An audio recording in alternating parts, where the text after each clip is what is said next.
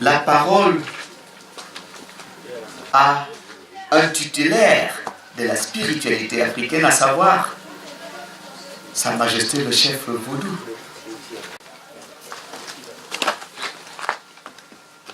Et nous avons les deux majestés, la majesté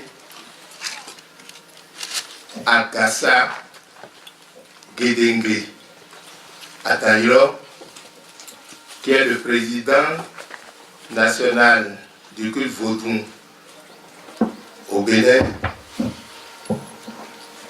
au roi du dieu tonnerre Atayo, et moi-même, Sa Majesté Dada Tabo Kuno II, chef spirituel suprême Vaudou Wendo, roi des mers et océans. Donc nous avons un duo ici. Et notre propos, c'est la contribution du point de vue vaudou au thème de ce présent séminaire, dont le thème central est vers la recherche des points d'ancrage culturel aux dynamiques d'émergence, les festivals patrimoniaux au carrefour du développement local et de la quête d'une paix durable en Afrique.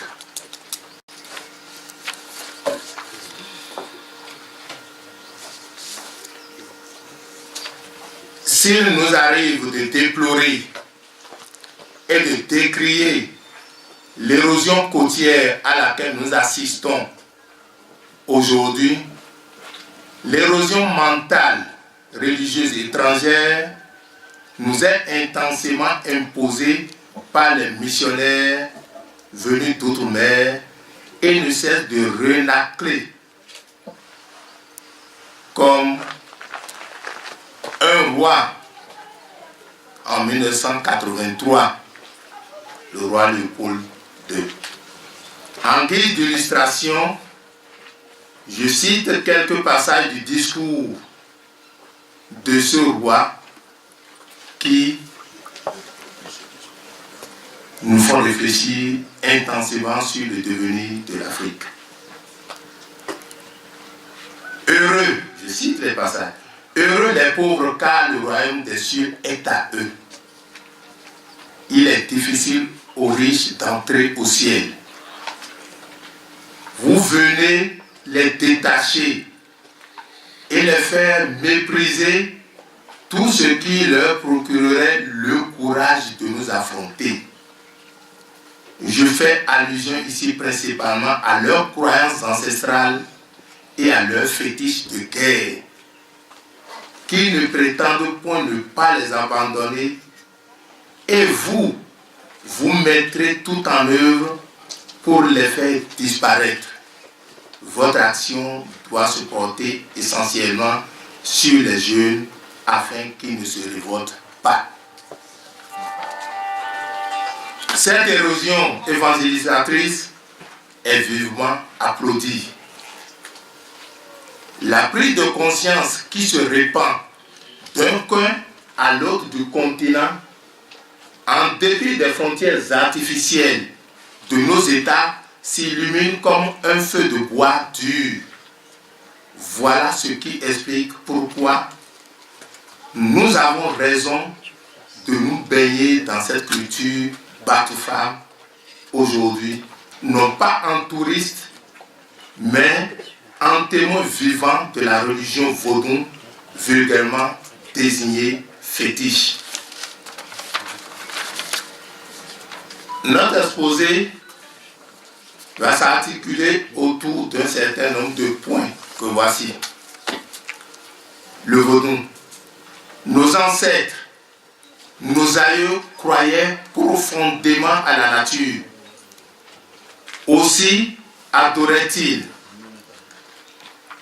indistinctement Dieu, le Tout-Puissant, le miséricordieux, Maou dans la langue fon, et autour de lui toutes les divinités qui composent le panthéon, comme Vodun Maou Lissa, donc Dieu créateur du monde, Vodun Gou, divinité ou Dieu de fer, Vodun Sapata, divinité ou Dieu de la terre et de la variole, Vodun Gan, Dieu ou divinité serpent, Vodun Choron, divinité ou Dieu air, vent, Vodun Zo, divinité ou Dieu feu, Vodun To, divinité ou Dieu eau, marigot, fleuve, cours d'eau, Vodun Rebioso, divinité ou Dieu tonnerre, dont Sa Majesté Gedengue est le grand dignitaire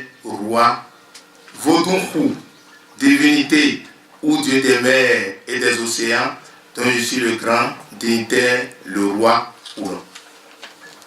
Dans le panthéon Vodun, les divinités sont classées en divinités terrestres, célestes, maritimes, d'eau douce. Les forêts sont par ailleurs des zones de prédilection de beaucoup d'autres divinités et des génies assisa en langue fond.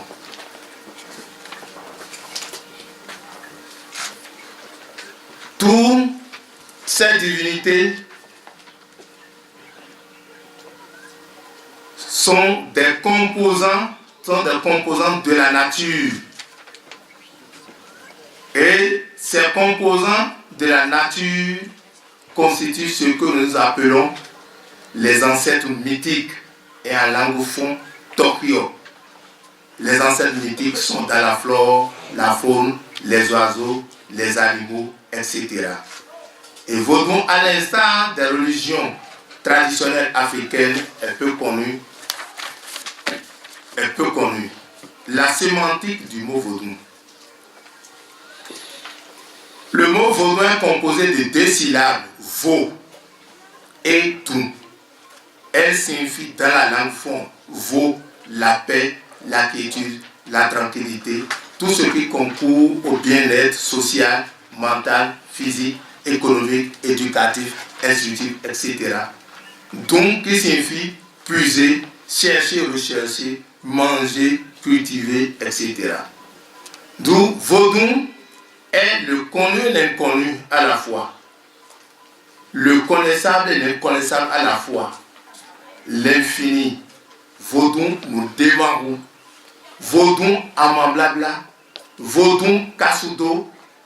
D'où le Vodun signifie, sans grand commentaire, la culture de la paix avec son principe de tolérance et de cohabitation pacifique. Vodun est non fétiche ou le fétichisme. Les Européens, au contact de l'Afrique traditionnelle, authentique, ont usé de la foi et de la valeur hospitalitaire de nos ancêtres.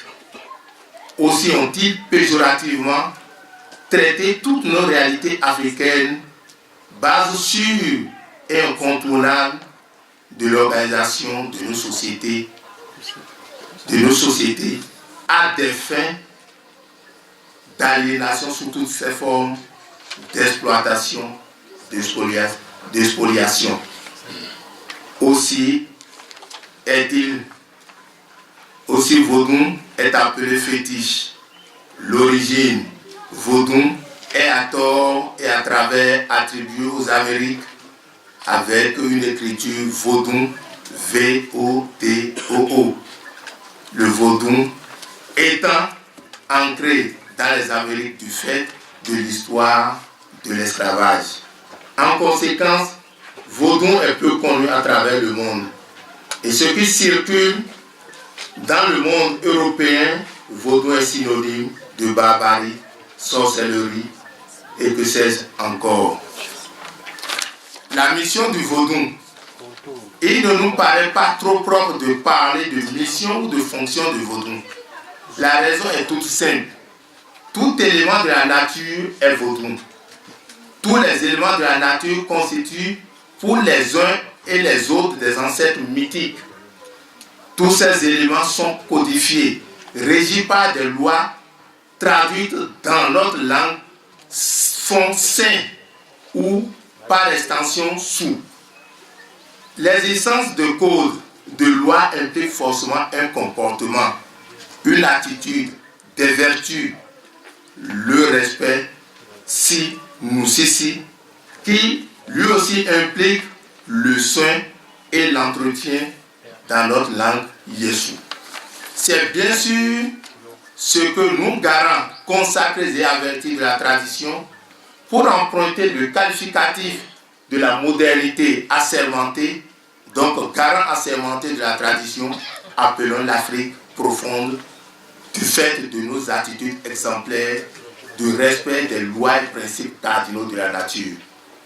Nous, membres de la délégation béninoise, savons que le Cameroun en général, Batoufam plus spécifiquement, fait partie intégrante de cette Afrique profonde, car les peuples Sufap sont un peuple autochtone. Le vénéré et célèbre fondateur Nanka reste et demeure une figure emblématique de l'intelligentsia traditionnelle africaine. Depuis plusieurs décennies s'observent des rencontres, d'échanges, de partage, de réflexions profondes sur le devenir de l'Afrique. Par ailleurs, les divers festivals d'un pays à l'autre font légion avec des sources d'inspiration centrées sur les traditions et les cultures. Les messages véhiculés sont multiples, multiformes et pluriels. L'éclosion artistique et culturelle. Aucune ère culturelle n'entend plus rester dans un vase clos. Ce qui était considéré comme honte absurde est devenu aujourd'hui une réalité vivante. Les vêtements, les accoutrements des festivaliers, au point de vue forme, esthétique, dépassent de loin ceux de la tradition dans leurs imitations, créations, ressemblances, etc. Quant aux exhibitions, les mouvements corporels, tout prêterait à une désacralisation la plupart du temps. Somme toute, tous festival ont aujourd'hui leur source dans les patrimoines et inscrivent les marques des identités des ères authentiquement africaines, la mémoire de l'Afrique. Et c'est une victoire certaine. Les aspirations profondes des grandes masses populaires ne sont pas restées lettres mortes. Les chefs d'État, dans leur creuset de l'OUA à l'UA, ont pris et continuent de prendre des décisions salutaires.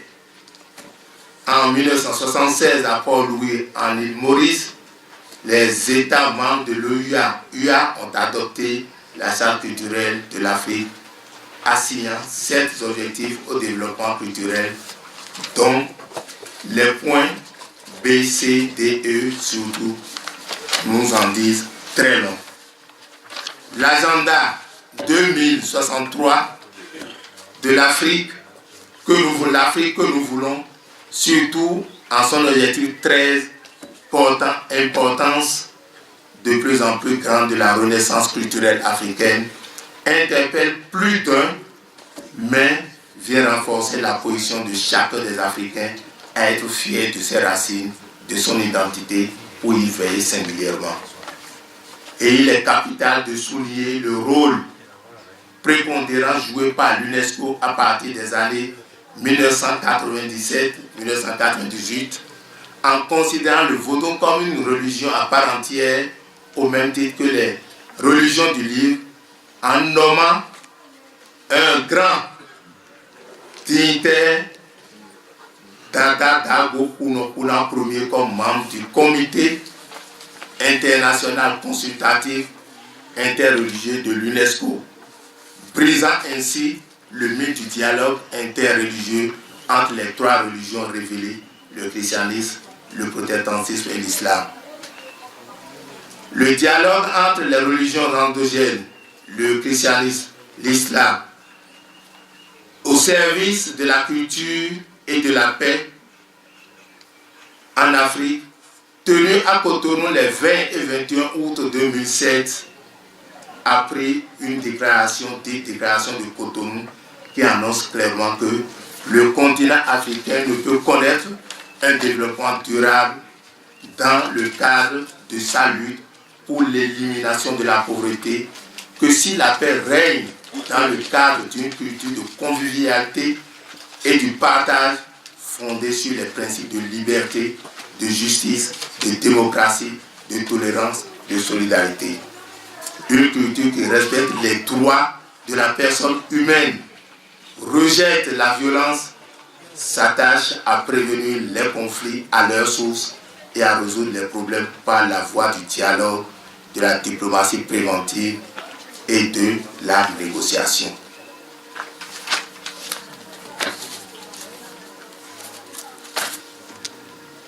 Dans un passé récent et jusqu'à nos jours, nous continuons de crier et de pleurer. La population est massivement décimée, traitée, tuée. Leurs âmes circulent. Les âmes ne sont pas en paix. Et c'est peut-être le lieu ou l'occasion de réfléchir là-dessus pour trouver un endroit pour rassembler leurs âmes et implorer leurs âmes pour que la paix règne sur toutes les régions de l'Afrique. En guise de conclusion, toutes les manifestations traditionnelles sont toujours portées d'un message d'amour, de solidarité, de sécurité, du bien-être social, économique et de la paix. L'effacement du mythe de complexe d'infériorité impulse le mouvement général des festivals comme un pilier sûr de développement intégral.